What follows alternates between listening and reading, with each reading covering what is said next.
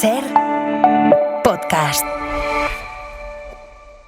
Mañana es 9 de octubre, 9 de octubre, Día de la Comunitat Valenciana. Celebración que este año se verá atravesada por el recuerdo muy doloroso de la mayor tragedia que ha vivido esa tierra en el último siglo. La dana del 29 de octubre, cuando se perdieron 229 víctimas. Gente que murió en las plantas bajas, tratando de sacar sus coches de los garajes o agarrados a ramas, luchando porque no los arrastrara la riada. Gente que murió sin que las autoridades, el gobierno valenciano, que era el competente, les avisara de lo que venía. En Hora 25 hemos reconstruido las horas de la tragedia. Las 13 horas que pasaron entre que la AEMET subió el nivel de aviso a rojo en varias zonas de la provincia y la llegada de Carlos Mazón a la reunión del CECOPI, el órgano que coordinaba la emergencia. Estamos en Catarroja, en casa del padre de Rosa. El agua le llegó al techo el 29 de octubre. La ola desplazó el techo y destrozó la pared medianera, que son dos paredes, la del inmueble del lado y esta, por aquí es por donde arrastró mi padre al Parque de las Barracas, que está a unos 600 o 700 metros, que es donde lo encontramos al día siguiente. Rosa es Rosa Álvarez, preside una de las asociaciones mayoritarias de víctimas de la dana. Su padre fue una de las 25 personas que murieron en Catarroja esa tarde. Recuerda que cuando supieron por conocidos que el barranco del Pollo se había desbordado, su hija Aitana fue, como tantos otros, a sacar el coche del garaje. Eran alrededor de las 7. Faltaba nada para que el agua lo arrasara todo. Aitana sacó el coche y cuando subió, yo le dije, ¿dónde has dejado el coche? Y me dijo, delante, en la acera de la guardería Ninos, que es justo donde está la Florida Universitaria, que es donde ella estudia. Y le digo, pues ahora cuando se vaya el agua, pasarán los municipales y recetita, o sea, multa. Claro, imagínate yo lo que pensaba. No se podían ni imaginar lo que iba a venir en menos de una hora, un tsunami que se llevó a su padre. Entonces a mi padre, claro, la casa tiene un valor económico mayor porque tiene dos puertas a la avenida, pero ese día, claro, jugó totalmente en contra al entrar agua por dos puertas. También entraba agua por la puerta que le daba acceso al patio. Por eso Manuel no pudo salvarse subiendo a la terraza. Consigo hablar con él a las 8 menos 5, que es la última vez que hablo con él por teléfono. La situación es angustiosa, la llamada es horrorosa, en la que me dice que nunca había visto nada igual, que se está ahogando, que no puede. Yo, papá, súbete a la terraza, papá, súbete a la terraza. Y me dice que no puede abrir la puerta, como están dándole agua desde el patio, desde el corral que llamamos aquí, no podía abrir la puerta, pero el agua estaba. O sea, esto era una ratonera. Y todavía faltaban algo más de 10 minutos para que les llegara el mensaje de alerta que mandó el gobierno valenciano pidiendo a la gente que no se desplazara. Y a los pocos minutos suena la alarma, que estaban todas las puertas del edificio abiertas. Cuando llegó el mensaje, Catarroja ya estaba inundado. Sonaron todas las alarmas a la vez, nadie sabíamos lo que era. Ponía que no saliéramos de casa, que no nos trasladáramos, que no hubiera desplazamiento, no recuerdo el contenido. Y lo primero que dice Aitana es que evitemos desplazamientos, como no sea en barco. Pero es que no podía tener menos sentido. Con el tiempo supimos que en ese momento, cuando en los móviles de los valencianos sonó el mensaje, el presidente de su gobierno, Carlos Mazón, ni siquiera estaba en la reunión del CECOPI, el órgano que se activa en situaciones de emergencias para gestionarlo todo.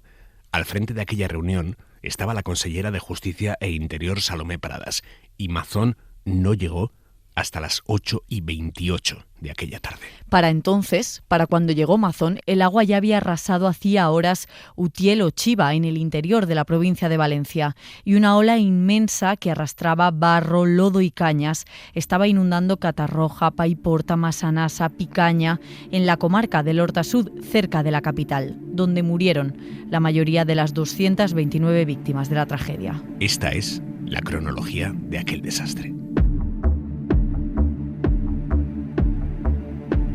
Que el día 29 de octubre iba a ser muy complicado, lo supieron todos los que escucharon un medio de comunicación aquella mañana. Este martes será el peor día de la dana. Hay 4 comunidades en alerta naranja por la tormenta: Andalucía, Castilla-La Mancha, la Comunidad Valenciana. Esto fue a las 7. 36 minutos después, AEMET publicó en redes sociales que el nivel de alerta escalaba a rojo en varias zonas de la provincia. Avisaron en tuits posteriores de que venían lluvias de intensidad torrencial y de que el peligro era extremo. Aún así, el presidente de la Generalitat, Carlos Mazón, no tocó su agenda. Mateo López es periodista del Levante. No se cree, esa alerta roja no le dieron la envergadura que que tocaba. Y es el error de base. Él luego ha dicho que las alertas rojas son habituales, lo cual no es del todo cierto, porque aquí hay muchas alertas rojas por calor, pero por agua no hay tantas. Yo creo sí que hubo quien se las tomó más en serio. Por ejemplo, la alcaldesa de Valencia, María José Catalá, del PP también. Ella convocó su reunión de emergencias a las 11, mucho antes de que el gobierno de Mazón lo hiciera a nivel autonómico, que ya fue por la tarde.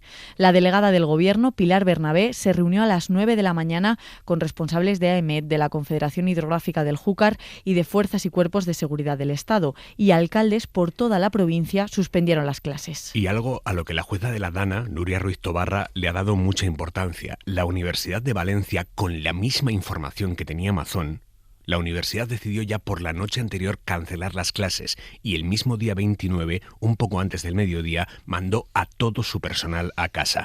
¿Por qué ellos actuaron y la Generalitat no? Esa es la pregunta que aún hoy, un año después, sobrevuela la gestión del gobierno valenciano. Julián Jiménez es el jefe de contenidos de la SER en la Comunidad Valenciana. A primera hora de la mañana se estaban produciendo inundaciones, a las 9 se elevan las alertas. ¿Por qué en algunos puntos se suspendieron las clases y en otros no? ¿Por qué algunas administraciones enviaron a sus trabajadores a casa y otras no? La jueza ha preguntado en concreto a la universidad si tenía más información, aparte de la que era pública, y le dijeron que no, que activaron sus protocolos sin más información de la que podría disponer cualquier institución que se mantuviese atenta. Mazón, en una reunión que tuvo ese día sobre las 2, con patronal y sindicatos para hablar de presupuestos, se rió de lo que había hecho la universidad, según contaron testigos. Viene a decir algo así como que qué poco necesitan para suspender las clases o qué poco les gusta dar clases, una cosa así, según cuentan varias fuentes. Ese fue el último acto que tuvo Mazón aquella mañana, antes de irse al Ventorro, pero eso es adelantarse mucho. Lo primero que hizo el presidente valenciano el día 29 fue presidir la reunión de su gobierno a las 9. Mientras en la SER contábamos esto... Se ha tenido que cortar también la autovía A7. En algunos puntos se han recogido ya hasta 150 litros. Hay retrasos en los trenes y en el metro. Se ha cerrado el puerto de Valencia. A esa hora empezaba la reunión del gobierno sin el temporal en el orden del día. El Consell se reúne a las 9 y a las 9:41, durante ese mismo pleno, ya se sube la alerta roja a toda la provincia de Valencia. Son las 9:41 de la mañana. Aún así, no cambian la agenda prácticamente nadie del Consell. ¿Por qué infravaloraron así la alerta roja? Raquel Ejerique, periodista valenciana, directora adjunta de eldiario.es, apunta a la situación en la que estaba la propia Pradas, que había llegado a la consejería casi de rebote, apenas 3 meses antes, por la salida de Vox del gobierno valenciano. La Consellería de Emergencias estaba desmantelada. Había muchas plazas sin cubrir. Se había minusvalorado la importancia. De hecho, se le había dado a Vox, que es un partido negacionista. Cuando salió del gobierno, se le dio a una persona, que es la consellera Pradas, que no tenía ninguna formación en esto. Hay otro factor que creo que es muy importante, que es el vilipendio que ha hecho no solo Vox, sino también algunas personas del Partido Popular, de lo que es la emergencia, el cambio climático y las alertas de la EMET, ¿no? Había cierto cachondeo, por decirlo de alguna manera, ¿no? Con estos no aciertan nunca, estos de la EMET. Y un factor más, el puente de Todos los Santos está a punto de llegar. Ese viernes será 1 de noviembre. Y en la Comunidad Valenciana ese puente es muy importante desde el punto de vista del turismo.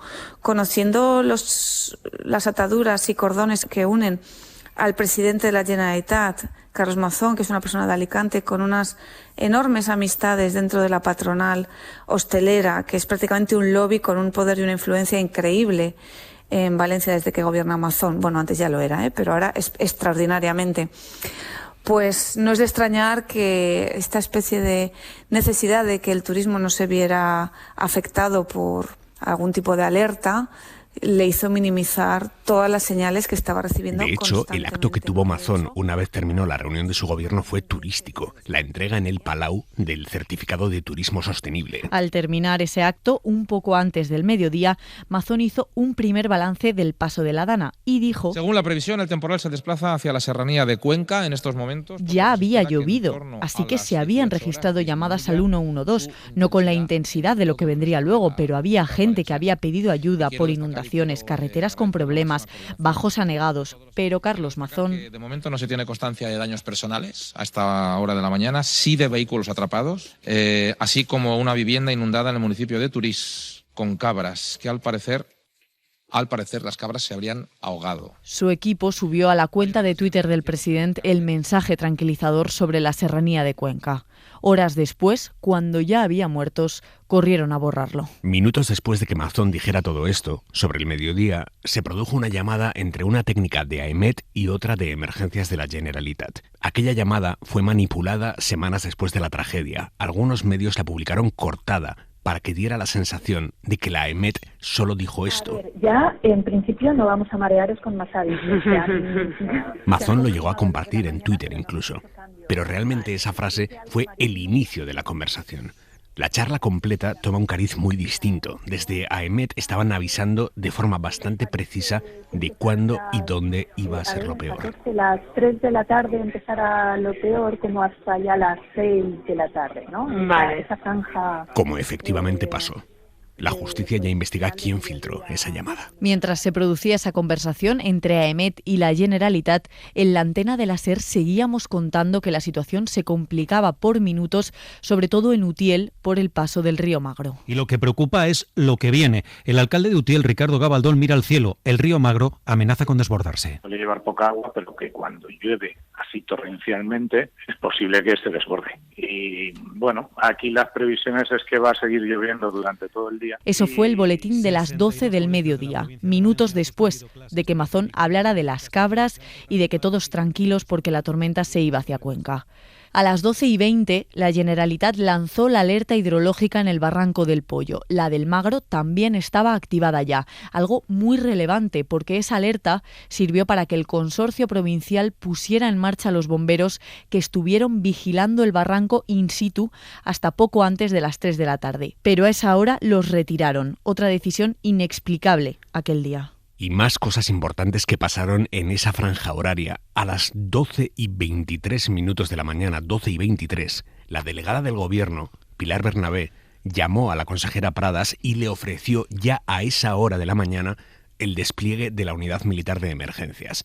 Pradas lo rechazó y días después de la tragedia intentó negarlo. No se trata en absoluto del despliegue de la UME. En ese momento ella no me traslada ningún dato alarmante en ese momento. O sea, que niego que ella en ese momento ofrezca el despliegue de la UME en un punto concreto o por una emergencia concreta. Esto dijo en Apunt, pero se descubrió que era mentira. Televisión Española había estado grabando imágenes de una reunión de Pradas con su equipo a la 1:15, después de esa llamada con Bernabé, y Pradas les decía a los suyos: por ejemplo, la UME, ¿vale?, que se ha puesto a disposición de poder desplazarse allí. Así que el gobierno sí había puesto a la UME a disposición de la Generalitat desde el mediodía, pero el gobierno de Mazón no activó a la UME hasta 3 horas después, cuando ya había zonas de la provincia de Valencia devastadas. Poco después de que le llamara la delegada del gobierno, la consellera Pradas intentó hablar con Mazón. Lo llamó a su móvil a la 1:10, pero él no le cogió. De hecho, no le cogió el teléfono hasta más de 4 horas después. La consellera, viendo que no podía hablar con su jefe, se fue a Carlet, un pueblo aguas abajo del río Magro. Fue con su número 2, Emilio Argüeso, entonces secretario autonómico de emergencias, el otro imputado en la causa. Fue ahí, en Carlet, donde Pradas y Argüeso se terminaron de dar cuenta de que la situación era muy complicada. Es un pueblo de la comarca de la Ribera Alta que está en la cuenca del Magro, que es el río que estaba alimentado por las lluvias de Utiel. Y allí se encuentra una situación muy jodida, porque ya se encuentran hay una serie de tornados. Además, ya había un hombre, un camionero, que había desaparecido cerca de donde estaban ellos, en la Alcudia. Desde allí, a las 3:15 de la tarde, Argüeso escribió esto en un grupo de WhatsApp que compartía con la vicepresidenta Susana Camarero, consellera también de Servicios Sociales. Carlet, que estoy aquí, se está poniendo la cosa muy fea. Está lloviendo con gran intensidad y con mucho aparato eléctrico. Los barrancos están a punto de colapsar. Así que a las 3:15 de la tarde, el número 2 de Pradas en la Consellería de Emergencias ya era consciente de que había barrancos a punto de colapsar. Susana Camarero, responsable también de la gestión de las residencias, le contesta media hora después: Jope, si necesitas algo nos dices. Supimos hace unas semanas que Susana Camarero se conectó a la reunión del CECOPI a las 5 de la tarde, pero que se desconectó 40 minutos después, cuando ya la cosa estaba fatal, y se fue a una entrega de premios. La jueza ahora la ha citado como testigo. Desde su consellería han reconocido ahora que 37 de los muertos en la Dana eran usuarios del servicio de teleasistencia, un servicio que depende de la Generalitat, personas a las que la Generalitat no llamó específicamente para avisarles de lo que venía. Lo contó Julián Jiménez en la SER. El otro día supimos que la Generalitat no envió avisos directos y concretos a los usuarios de la teleasistencia las horas previas, fundamentalmente personas que son dependientes. La Consellería de Servicios Sociales insiste en que sí lo hizo, que los operadores en las comunicaciones ordinarias del día 28 y de la mañana del día 29 pues incluyó mensajes de precaución relacionados con las fuertes lluvias, pero los operadores no intensificaron los mensajes específicos relativos a la venida de las fuertes lluvias, como sí lo hicieron los días 30 y 31 de octubre, cuando el servicio se reforzó con más operadores y cuando las llamadas a los usuarios se duplicaron respecto a las hechas los días anteriores. Donde sí se enteraron de que la situación pintaba muy mal el día 29 fue en la Diputación de Valencia, un organismo gobernado por el PP. Mandaron a todo el mundo a casa a partir de las 2 de aquella tarde, porque aunque lo peor vino después, la mañana ya había sido complicada. Los bomberos hicieron más de una treintena de rescates entre las 7:30 de la mañana y las 3 de la tarde, según han detallado a la jueza. Auxiliaron menores, conductores atrapados, personas con movilidad reducida.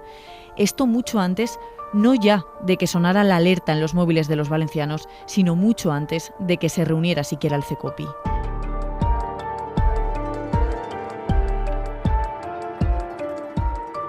Pradas no tomó la decisión de convocarlo hasta las 3 de la tarde de aquel día. Otro gran error, dice Mateo López del Levante. En otras ocasiones, como en el 2019, ante una alerta roja, el CECOPI estaba constituido 48 horas antes. Entonces tú estás allí, ya tienes a la UME, ya tienes a los técnicos mirando posibilidades. Aquí Pradas convocó el CECOPI a las 3, con la emergencia ya desatada, y cuando se avecinaba lo peor, según había avisado la EMET. La convocatoria, además, no fue inmediata, porque ella tenía que volver de Carlet. Lo convocan a las 3, pero para las 5 de la tarde, porque ellos saben que para volver no es fácil.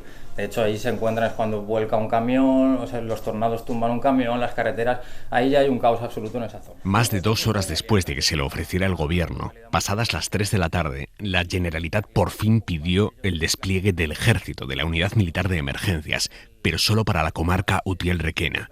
Y era ya muy tarde. Y de hecho ya no puede entrar la UME, cuando llegan un poco más tarde ya no pueden entrar porque el pueblo está totalmente anegado de agua. Con esto pasando, y con su gobierno pidiendo por fin el despliegue del ejército, el jefe de ese gobierno, Carlos Mazón, se fue de comida.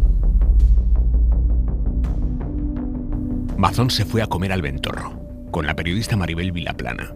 Pero esto tardamos días en saberlo. Es una comida de la que todavía hoy siguen apareciendo novedades y de la que él hizo una alusión muy velada en su primera comparecencia en las Corts, en la que él explica que mantuve mi agenda plenamente consciente de cómo estaba la situación. Palabras textuales, pero similares.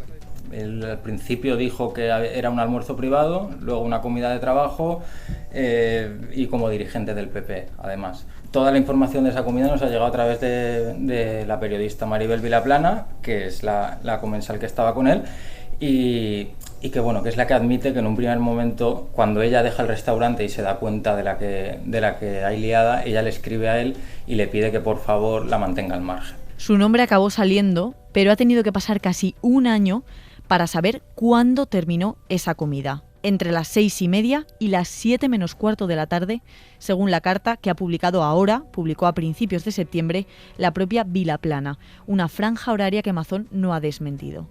Vilaplana dice que ella llegó al Ventorro pasadas las 3, así que Mazón estuvo de comida más de 3 horas, las horas negras de aquella tragedia. Lo que está claro es que las horas claves, que son desde las 3, que Utiel, que no puede hacer frente a la inundación con sus medios propios y le pide ayuda a la UME, hasta las 7 menos cuarto, eran horas muy preciosas en las que el presidente de nuestra comunidad está hablando de si usar más o menos el valenciano con una consultora amiga de comunicación o qué hacer con Apunt o cómo mejorar la comunicación de los consellers del gobierno de la Generalitat Valenciana. De hecho, mientras Mazón estaba comiendo en el Ventorro, el alcalde de Utiel, Ricardo Gabaldón, también del Partido Popular, estaba lanzando llamamientos desesperados. Esto le dijo a Francino en la ventana a las 4 de la tarde, con los militares que ya ni podían entrar a Utiel. Están los bajos anegados, están las calles que parecen ríos, pero ya eso es lo que menos nos preocupa. Lo que nos preocupa ahora es la vida que corre serio riesgo de nuestros conciudadanos. Nos están llamando desesperadamente y nosotros hemos activado todos los protocolos, hemos hablado con todo el mundo, pero necesitamos urgentemente ayuda para socorrer. Mientras el alcalde describía esta situación terrible, Mazón estaba en mitad de la comida y la reunión del CECOPI ni había empezado. A las 4:30, Pradas intentó otra vez llamar a Mazón por teléfono, pero él, en el ventorro, tampoco le cogió. No solo no le cogió, sino que en el registro que Pradas le ha entregado a la jueza aparece como llamada cancelada. Mazón no le devolvió la llamada hasta las 5:37. Cuando pueden hablar, por fin, a esa hora, a las 17:37, la UME lleva casi más de 2 horas pedida. El CECOPI estaba convocado desde las 3 de la tarde, ya se habla de Forata. Lo lógico es pensar que en esa llamada Pradas le informa de la situación de Forata. En la primera versión pensábamos que en ese momento él se activa y se va al Palau. Ahora sabemos que no, que estuvo 1 hora más en el restaurante. No sabemos si sabía ya del peligro de Forata, pero el CECOPI lo sabía y Salomé Pradas habla con él a las 17:37. Y no solo Forata. Al principio de la reunión, un alto cargo de la Generalitat ya planteó la posibilidad de mandar un mensaje a los móviles de los ciudadanos. Fue Jorge Suárez, subdirector de la Agencia Valenciana de Seguridad y Emergencias, en ese caso hablando de la situación de Utiel. De acuerdo con lo que decidamos, podemos mandar un mensaje a todos los móviles de esa zona. Faltaban 3 horas para que ese mensaje se mandara, pero la posibilidad se mencionó desde el inicio de la reunión. Y eso que días después de la tragedia, Salomé Pradas dijo en Apunt: a las 8 de la tarde es cuando recibo la llamada del secretario de Estado de Transición Ecológica y me traslada que no puede asegurar que no se rompa la presa. Ahí es cuando un técnico nos informa que existe un mecanismo que se denomina ESALERT. Otra mentira se planteó mucho antes. Lo sabemos gracias a un vídeo que la Generalitat ha mantenido oculto hasta ahora y que grabó una productora subcontratada por ellos mismos. Pero se callaron que ese vídeo existía. El pastel se descubrió cuando Televisión Española publicó otras imágenes de la reunión en las que se veía al cámara de esta productora grabando también. La jueza pidió las imágenes y se las han tenido que mandar. Revelan que desde el inicio el CECOPI sabe que la situación es muy complicada. El jefe de los bomberos, por ejemplo, tenemos gente que no puede salir de allí y gente en los tejados, que acabamos de comprobarlo. Describe este panorama en Utiel. Pradas, insistimos, habla con Mazón a las 5:37. Él no se mueve del ventorro y desde ahí cruza 3 llamadas más con su consejera entre las 6:15 y las 6:30. Pradas ya no podrá volver a hablar con Mazón hasta más de 1 hora después. En todo caso, desde el ventorro, Mazón no solo habló con Pradas, también lo hizo, por ejemplo, con el presidente de la Diputación de Valencia, Vicente Mompó, que es del PP y que estaba en la reunión del CECOPI.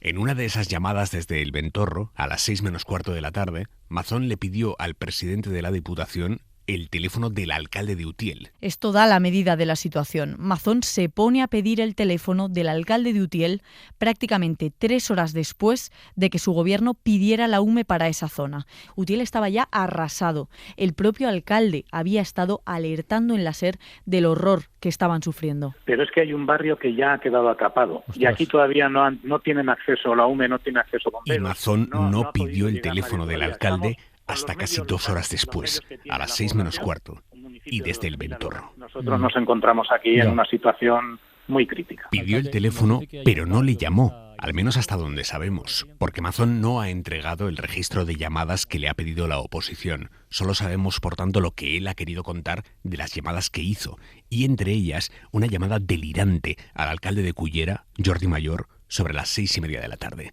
Él, Mayor, la resumió así. Me dice: hombre, Jordi, nada, es que ha salido tu nombre y digo, pues voy a llamar a Jordi. Y me dice, ¿qué tal? Yo entiendo, pues estamos en el CECOPI, ha salido los pueblos donde están en alerta y a Jordi le llamo yo. Me pareció pues muy atento por su parte, ¿no? Pues me llama. ¿Qué tal? El qué tal lo entiendo, ¿cómo está? Digo, pues nada, en Cullera no ha llovido, pero estamos pendientes del Júcar, que es el riesgo que tenemos, porque en Cullera es donde desemboca el río. Bien, sí, ven. Pues nada, tú grábate mi número, que este es mi número personal, tú grábatelo y cualquier cosa que necesites tú me llamas. Fin de la conversación. No sé todavía por qué me llamó, a mí no me comunicó nada de la emergencia, no me dijo que estaba en riesgo de rotura la presa de Forata, no me comunicó absolutamente nada. Según las horas que ha revelado Vilaplana, que estaba allí con Mazón, hay que suponer que aquella llamada Mazón la hizo desde el Ventorro. Vilaplana confirma que el presidente atendió llamadas durante su comida en el Ventorro, cuenta que ella no preguntó el contenido y que él tampoco le trasladó ninguna inquietud.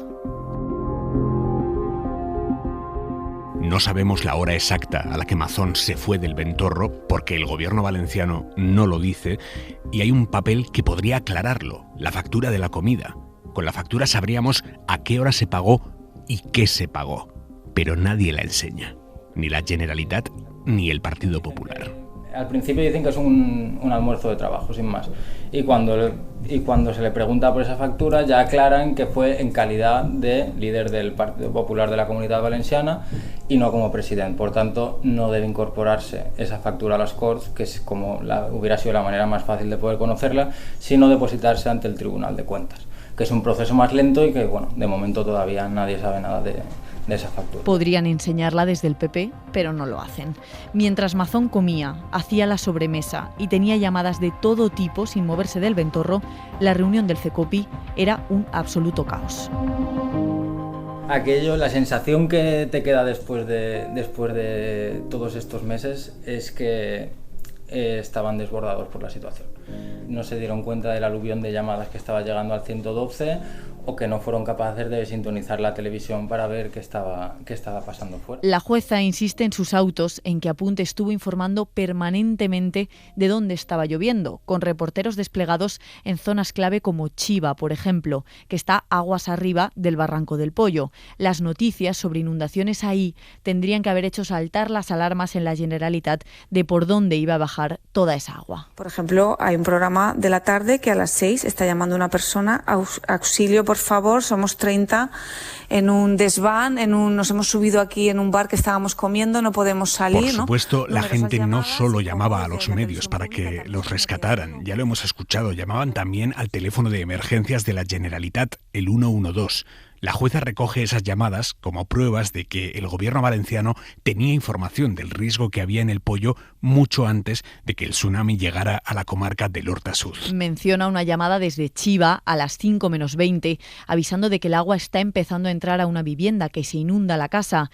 A las 5 menos 10, otra llamada también desde Chiva por 4 personas atrapadas en una vivienda. Y otra llamada desde Turís a las 5 y 18. Entra agua por encima de las rodillas y subiendo. ¿Cómo no lo vieron en el CECOPI? Tienes unas pantallas que te están geolocalizando las llamadas. Ya no solo contabilizando, sino geolocalizando. Te las ponen en un mapa donde están. O sea, tú ves cómo hay una nube de puntos rojos en Chiva, cómo hay una nube de puntos rojos en Turís, cómo hay una nube de puntos rojos en Utiel. Pero nadie miró a esas pantallas. Estaban en una sala muy pequeña, cerrada, que es verdad que no tenían la pantalla directamente, pero a la entrada la tienen. Yo todavía hoy no alcanzo a entenderlo. El imputado, Emilio Argüeso, le ha dicho a la jueza que desde el 112 no les avisaron. Una de las trabajadoras, Amparo López, ha comparecido en el juzgado como testigo y lo desmiente. Que es imposible que no se traslade la información que los trabajadores del teléfono del 112 recabamos. Es imposible que no llegue a los organismos que están dentro de los protocolos, porque todos utilizamos el mismo sistema de comunicaciones. La jefa del Servicio de Coordinación del 112 está llamada también a declarar como testigo. Es que ya a las 3 de la tarde había 1.500 llamadas, pero a partir de las 4 empiezan a subir y hay un montón de llamadas alertando de que había gente atrapada ya a las 4, a las 5 de la tarde. Es Adrián Sánchez, periodista de la SER en la Comunitat Valenciana. Lo que está claro es que dado que el CECOPI empezó ya con las lluvias desatadas porque Pradas lo había convocado tarde, fueron siempre por detrás. La clave está en que van en todo momento por detrás de la emergencia. Siempre van a remolque, entonces les preocupa mucho Forata porque evidentemente hubiera sido un desastre brutal que colapsara esa presa.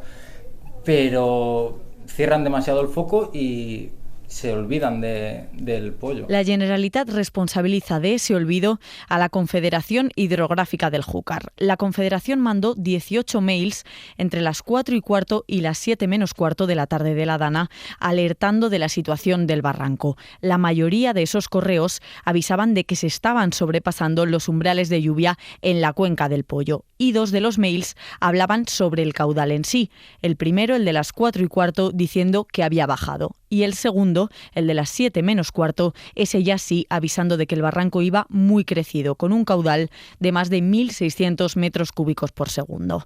El gobierno de Mazón centra en ese mail, en ese intervalo, su relato del apagón informativo. Cuestionan que no se mandaran correos anteriores alertando de la subida del caudal y, sobre todo, cuestionan que el presidente de la Confederación, Miguel Polo, no avisara de la crecida del caudal en la reunión del CECOPI, porque el mail llegó hora y media antes que la alerta a los valencianos. Polo estuvo declarando ante la jueza el mes pasado y explicó que no lo dijo porque entendía que ese caudal era coherente con las fortísimas lluvias que habían estado cayendo en las cabeceras del barranco y que, por tanto, la Generalitat ya tenía que saber lo que estaba pasando. Adrián Sánchez, periodista de la SER, estuvo a las puertas del juzgado de Catarroja el día que declaró Polo y explica los argumentos del presidente de la Confederación para no avisar de aquel mail. Según su versión, primero porque daba por hecho que la Generalitat ya tenía esa información porque la debía tener por otras vías, y segundo porque era algo coherente con todo lo que estaba ocurriendo. Había caído muchísima lluvia y se estaban desbordando no solamente el Barranco del Pollo, sino también el río Magro y a varias alturas. Entonces él daba por hecho que era un ejemplo más del caos que se estaba viviendo en ese momento. Entre esas otras vías que tenía la Generalitat para informarse, destaca una que explica Joaquín Gil, periodista del País. Polo dijo que la Generalitat tenía acceso al SciWin, que es un sistema donde se visualizan cada 5 minutos los datos del SCI, ¿no? El SCI es el Sistema Automático de Información Hidrológica, que es el que mide los caudales, ¿no? Les vino a decir, oiga, ustedes se podían haber metido en la página web, que es de acceso público, y haber visto la evolución del Barranco del Pollo y del riesgo que comportaba. Aunque también dijo Polo que los medidores de caudal apenas dejan ya margen de reacción, porque el agua en los barrancos pasa muy rápido, que para estar preparados hay que fijarse en las lluvias que los alimentan. Además, según explicó, el barranco que desbordó Paiporta no solo se llenó con el agua que venía desde arriba, desde Chiva o Cheste. A ese barranco lo alimentan otros hermanos menores que también acumularon un extraordinario caudal ese día, con lluvias en zonas como Godelleta o Turís, donde se registró el récord, con 700 litros. Son zonas que quedan por debajo del sensor de la Confederación, así que no se podían detectar con ese medidor. ¿Cómo se podía haber vigilado eso? Primero, y lo más importante, es que el control de barrancos, por mucho que diga la Generalitat, no es competencia exclusiva de la Confederación. Según el plan de inundaciones, el control de barrancos debe efectuarse a través del Centro de Coordinación de Emergencias, que es quien coordina este seguimiento, y el 112 tendría muchos métodos para seguir los barrancos. El primero es movilizar a bomberos forestales para que vean cómo están los cauces. Lo decíamos antes, sí hubo bomberos in situ vigilando los caudales. Los movilizó el Consorcio Provincial, que está integrado por la Diputación, por el Gobierno valenciano y por los ayuntamientos. Los movilizó a instancias de la Administración Autonómica, esto lo dice la jueza, cuando a mediodía la Generalitat decretó las alertas hidrológicas en el Magro y en el Barranco del Pollo.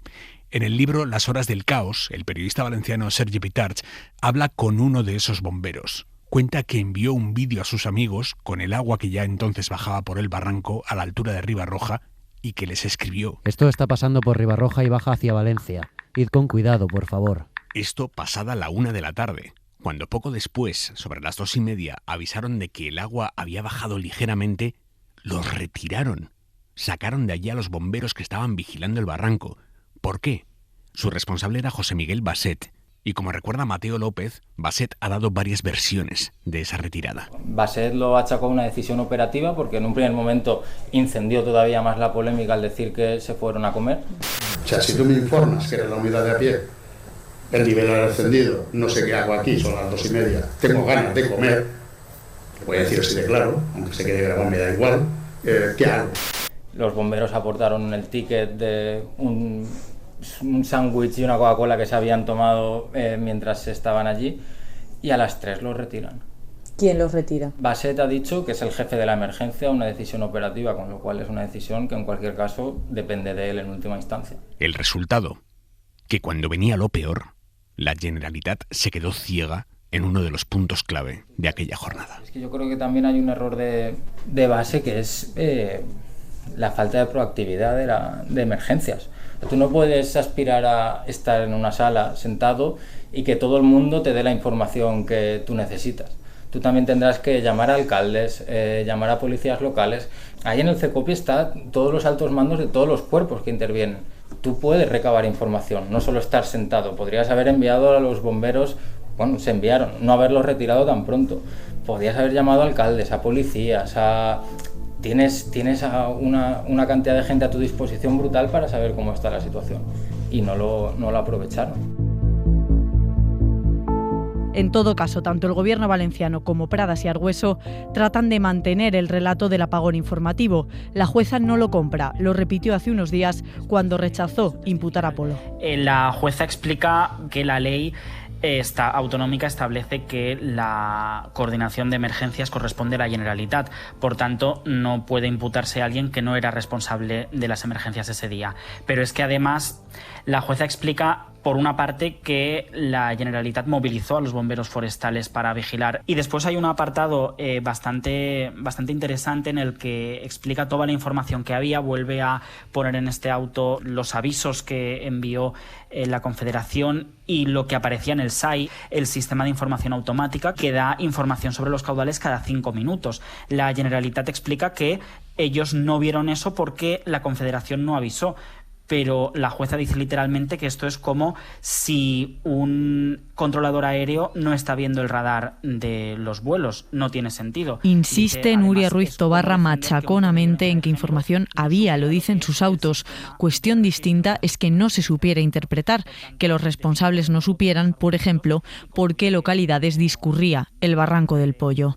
Responsables sobre los que mandaba la consellera Pradas, quien tenía el mando único de la emergencia. Ella no estaba preparada para asumir ese papel, y muchos testigos de aquella reunión hablan de que estaba muy dubitativa, de que le costaba mucho tomar decisiones. Lo contó también el propio Polo, que oyó cómo le tuvieron que explicar varias veces a la consellera que la ley la amparaba a tomar medidas. Es Raquel Ejerique. Evidentemente, Salomé Pradas ni tenía los conocimientos ni tampoco el peso político en el Consell para tomar decisiones como animar a cerrar colegios o cortar el tráfico de la ciudad o recluir a la población o incluso enviar un S-Alert. Son medidas de alto calado político, son decisiones que nadie te dice si están bien o mal en el momento, hay que saber pilotar la situación. Pradas no ha negado su inexperiencia, al revés, lo usa como excusa, lo hizo en su declaración ante la jueza. De hecho, uno de sus comentarios es que entre los técnicos que había en la sala había más de 100 años de experiencia en emergencias y que ella llevaba unos meses en el cargo y que no tenía bagaje. Ella, de hecho, ha descargado en los técnicos la responsabilidad del envío del mensaje. Un mensaje que, según Polo, él propuso enviar entre las 5:30 y las 6. En todo caso, ahora hay pruebas de que Pradas sí participó en el contenido del mensaje. Lo sabemos gracias a las imágenes del centro de CECOPI que ha difundido Radio Televisión Española. Imágenes que grabó en su día Apunt, la televisión autonómica, pero que se distribuyeron sin sonido. Ahora RTVE las ha publicado ya sí con sonido y ahí se escucha perfectamente cómo Pradas estaba sobre las 7 de la tarde dando indicaciones sobre el contenido de ese mensaje. Preséntame lo de les vías de comunicación, que no me será el 112 Twitter oficial de emergencias de la Comunitat Valenciana. ¿Qué aclares de esto, por favor? Sí. Lo del arroba... Esto contradice lo que ella ha declarado ante la jueza, pero realmente los técnicos involucrados en el envío de aquel mensaje ya habían contado que Pradas exigió que no se mandara nada sin que ella diera el visto bueno. Estos 3 técnicos han pasado por el juzgado ya y coinciden, al menos los 2 que estaban en el Centro de Coordinación de Emergencias, en que la consellera fue la que dio la orden de enviar el S-Alert. El el técnico, de hecho, que redactó el mensaje, dijo literalmente que la consellera se sentó a su lado y le dictó el mensaje que había que escribir. Por tanto, según uno de esos técnicos, a las 8 menos cuarto el mensaje ya estaba escrito, pero no le dejaron mandarlo. La consellera insistió en que no se tenía que enviar nada hasta que ella no diera el visto bueno. Y una vez dictó el mensaje al técnico, ella salió de la sala, según cuenta este técnico que envió el alert, y cuando volvió fue cuando dio el visto bueno para enviarlo. ¿Estaba esperando a su vez el ok de Carlos Mazón? Pradas, ante la jueza, ha dicho que no. Según el registro de llamadas, Pradas, que llevaba sin hablar con Mazón desde las 6:30, intentó localizarlo de nuevo a las 7:10, pero sin éxito. Lo intentó otra vez, a las 7:36, tampoco. Mazón le devolvió la llamada 10 minutos después. Hablaron 48 segundos. Mazón volvió a llamarla un minuto antes de que se mandara el mensaje a los móviles de los valencianos, a las 8:10. Pero curiosamente, esa llamada Mazón la ocultó cuando meses después contó con quién había estado hablando aquella tarde. Las grabaciones del CECOPI desveladas por Radio y Televisión Española muestran también que en lo peor de la emergencia, Pradas le decía a su equipo que es que no le apetecía llamar a Miguel Polo, el presidente de la Confederación del Júcar. ¿Alguien tiene el teléfono de Miguel Polo? ¿Le llamamos? Miguel Polo. Me apetece llamarlo. Se le escucha perfectamente decir que a ver si alguien llama a Miguel Polo para volver a conectarlo a la reunión, porque a ella no le apetecía. Porque esa es otra de las claves para entender el caos que fue el CECOPI, que entre las 6 y las 7 de la tarde echaron a los que estaban conectados en remoto, el propio Polo, la delegada del gobierno o el responsable de AEMET en la Comunitat Valenciana. Ellos se fueron a negro, pero la reunión siguió presencial, debatiendo el envío del mensaje. Estuvieron debatiendo hasta el idioma en el que enviaban, si valenciano o solo castellano, el ámbito al que se envía. Para cuando Pradas estaba pidiendo sobre las 7 de la tarde que alguien llamara a Polo porque a ella no le apetecía, hacía ya media hora que el 112 había empezado a recibir llamadas desde Paiporta. La primera llamada desde ahí es a las 6:30. Una persona dice: se está desbordando el barranco. 10 minutos después, otra llamada desde Massanassa, por donde también pasa el pollo, avisa de que las lluvias se están llevando más de 50 coches. Y a las 7 menos 10, otra llamada desde Paiporta alerta de que hay 6 personas atrapadas en un supermercado. Quien llamaba avisaba también de que había un menor. A esa hora la policía local pasaba así por el municipio. Por su seguridad, no salgan de sus domicilios. Se ha desbordado el barranco. Y el ayuntamiento pedía a los vecinos que no salieran de casa. Así a modo de anécdota, un compañero periodista contaba el otro día que a él le llega de una persona que estaba en Varsovia, a las 6:30 le envía un vídeo de cuando empiezan a colapsar puentes, 6:30 de la tarde. A las 6:30 ya por las redes están rodando vídeos de puentes cayendo. A esa hora Amazon está saliendo del Ventor. Para situarnos a esa hora, y todavía no han vuelto del receso. Fue la alcaldesa de Paiporta la que avisó a la delegada del gobierno a las 7 de lo que estaba pasando con el barranco. Lo contaba en Televisión Española. A las 7:05 yo traslado directamente el mensaje a la delegada del gobierno y soy muy clara porque veía que iba más de 1,5 metros por el centro del pueblo y le dije: Pilar, nos estamos ahogando. Después de hablar con la alcaldesa, Pilar Bernabé llamó a Pradas y se reactivó el CECOPI con los que estaban conectados en remoto. Ese es el momento en el que Pradas llamó a Mazón 2 veces y Mazón no le cogió el teléfono. Para entonces, el CECOPI ya sabía, o empezaba a intuir al menos, qué pasaba con el barranco del Pollo. Pero la reunión era inoperante. Ven los vídeos como los vemos nosotros. Incluso el mensaje ese de las 18:43 con el caudal desbocado, ese mensaje no lo procesa tampoco el CECOPI. Eso no lo llegan a ver. Han declarado técnicos que dicen que sí, que efectivamente llegó a emergencias, pero se perdió en esa madeja de burocracia. Según la cronología de Vilaplana, Mazón estaba saliendo del Ventorro a esa hora. ¿Pero saliendo hacia dónde? Teóricamente estaba yendo al Palau de la Generalitat. Y hay que ponerlo en condicional porque la Generalitat no aclara nada de los movimientos de Mazón una vez salió del restaurante. No sabemos qué hizo hasta que llegó al CECOPI a las 8:28. La oposición ha pedido imágenes que se han negado porque la Generalitat dice que las borró como marca la ley sin hacer ninguna excepción. No hay un listado oficial de llamadas de Mazón, que se ha pedido, y tampoco han aportado los trayectos del coche oficial, que es otra de las solicitudes de información que ha pedido la oposición en las Corts, y únicamente han aportado una hoja de dietas del chofer. Creo que es para todos bastante evidente que seguramente estaba haciendo algo de lo que no puede presumir, porque si hubiera querido presumir de que estaba trabajando lo tenía facilísimo, ¿no? Con mostrar el registro de las cámaras como se hizo con las del CECOPI, y no lo ha hecho. De hecho, dijeron que había estado llamando a alcaldes, pero esa versión flojeó enseguida. Lo explica Julián Jiménez. Pero la SER llamó a los alcaldes y alcaldesas de las 20 localidades más afectadas y castigadas esa tarde, y la inmensa mayoría dijo no haber recibido ninguna llamada del presidente de la Generalitat. Luego la Generalitat, la vicepresidenta Susana Camarero, fue matizando y dijo aquello de que bueno, no fue el presidente el que llamó directamente a los alcaldes, sino que se hizo a través del equipo de presidencia. El resumen es que Mazón no responde qué hizo en esas horas en las que la riada llegó a la zona cero y pilló a la gente haciendo su vida.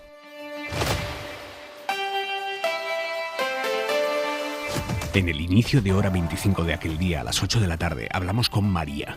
Su hermano llevaba para entonces 3/4 de hora intentando salvarse. Nos ha llamado mi madre hace más o menos unos 45 minutos, muy preocupada, pues llorando y con muchísima ansiedad, diciéndonos a mí y a mi marido que mi hermano le había llamado.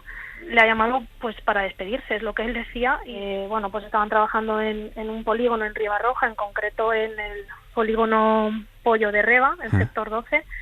Y cuando ha empezado a entrar muchísima agua, los coches han empezado a prácticamente a flotar y se han tenido que refugiar en un tejado del... Esto fue a las 8:05. El gobierno valenciano aún no había mandado la alerta, pero el hermano de María llevaba 45 minutos sin dar señales. Y entonces sí, llegó el mensaje de alerta a los móviles de los valencianos. Eran las 8:11. Alerta tardía y errónea en el contenido según la jueza, que centra en eso su investigación. Errónea, dice, porque pedía a la población evitar desplazamientos, cuando lo que tenía que haber pedido era que la gente subiera a pisos altos. Mucha gente murió por quedarse donde estaba. Y sobre todo tardía, porque cuando sonó, el agua ya estaba arrasándolo todo. La jueza ha ido recabando los testimonios de familiares de víctimas. Muchos de ellos perdieron el contacto con sus seres queridos entre las 7 y las 8 de la tarde. Por ejemplo, Antonia, que vivía con su marido Miguel y su hija Sara en Benetúser. Cuando vieron el agua, sobre las 7:15, Sara y Miguel bajaron al garaje a por los coches. A las 8:07, Antonia ve como el agua alcanza el balcón del primer piso.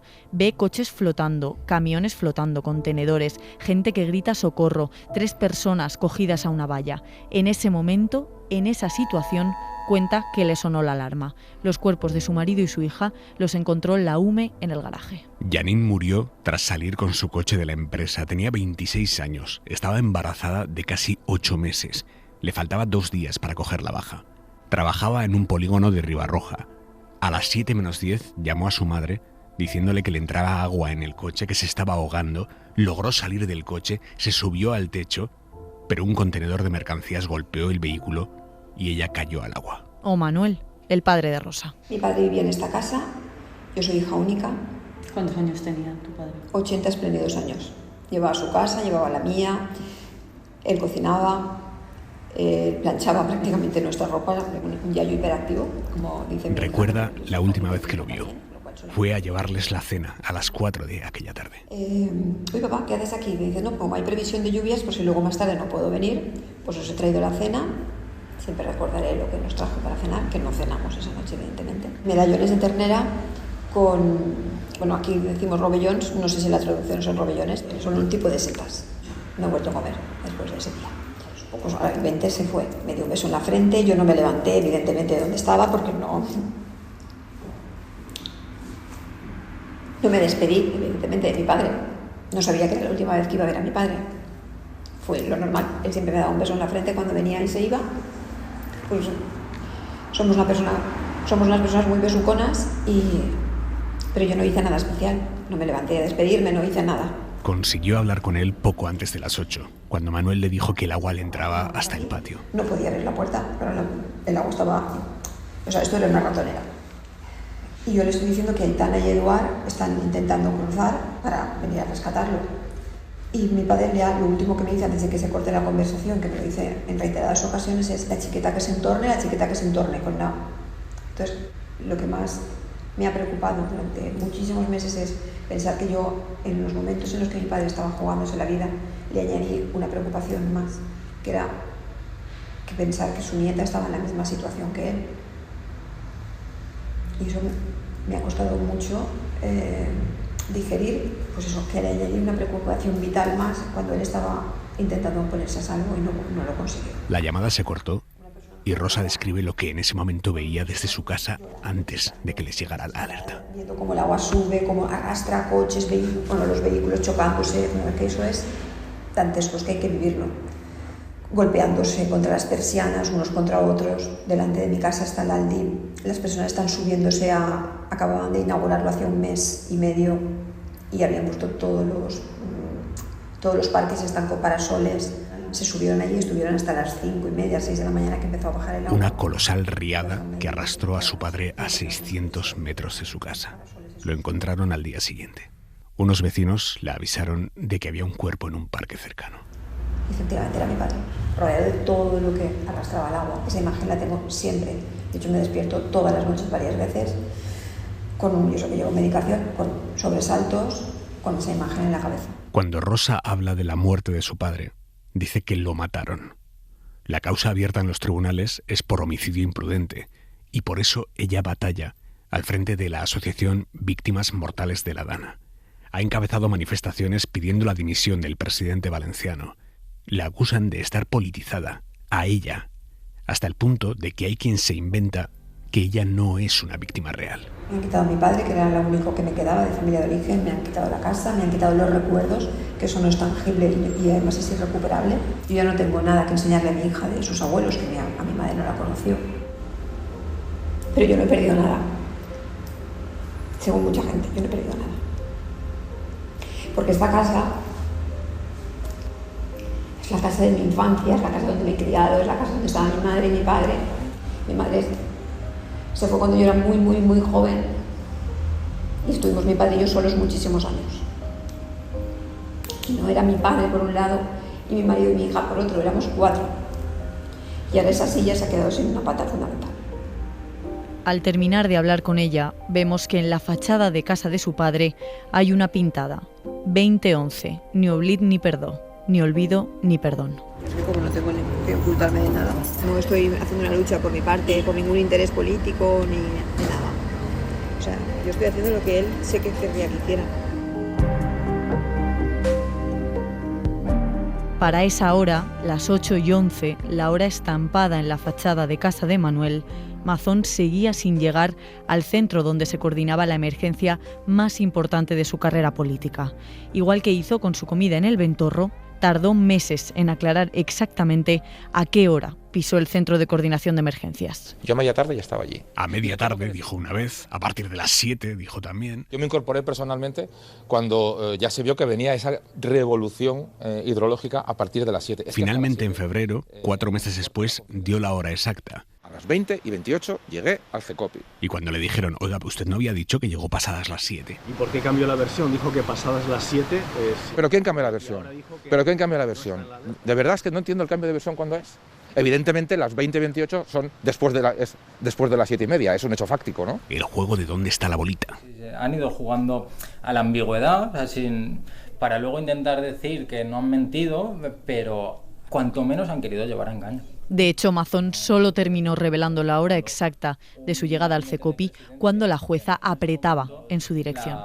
La jueza estaba preguntando por si había concurrido alguna autoridad que no perteneciera al CECOPI, como es el caso de Mazón, que por ley no forma parte del CECOPI. La jueza lo preguntó genéricamente, pero claramente estaba preguntando por cuándo llegó Mazón y quería saber si Mazón había retrasado ese envío. Solo entonces reconoció la hora, para alejarse lo máximo posible del envío de la alerta. Es una enorme paradoja. El más alto representante de la institución que tenía que controlar la emergencia, desvinculándose de la gestión de la emergencia, dejando claro que él no hizo nada, que no intervino de ninguna forma.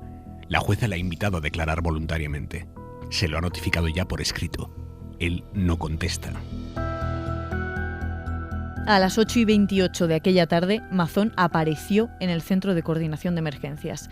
Han difundido hasta la foto de su llegada. Se le ve afable, saludando a la persona que está en la puerta, ajeno a que ya había muertos. Una hora después, a las 9:30, ya sí Mazón compareció ante la prensa que había acontecido. No puedo decir buenas noches, así que no empiezo diciendo las buenas noches. Estamos aquí en la central del 112. Y ahí, ya sí, pidió a la gente que subiera a pisos altos. A la gente que esté cerca de cauces o de barrancos, que busquen la mayor altura posible. Si están en su casa y están en un bajo y pueden ir a la casa de al lado que tiene un primero, que vayan al primero. Y así sucesivamente. Pero llegaba tardísimo. Los servicios de emergencias no podían acceder a las zonas donde la gente se estaba ahogando o se había ahogado ya, en plantas bajas, en garajes. La cobertura se había ido, tampoco había luz, solo oscuridad y un tsunami de barro y lodo que arrastraba los cuerpos de quienes murieron esa noche. Muertes, muchas evitables, dice la jueza, si les hubieran avisado.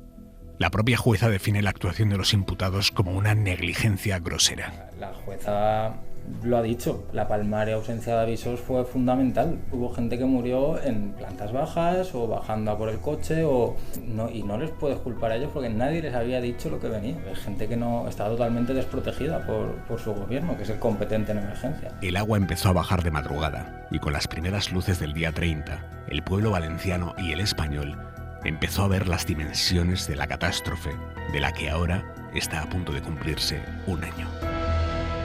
Un reportaje de Isabel Villar y Aimar Bretos. Hora 25. Para no perderte ningún episodio, síguenos en la aplicación o la web de la SER, Podium Podcast o tu plataforma de audio favorita.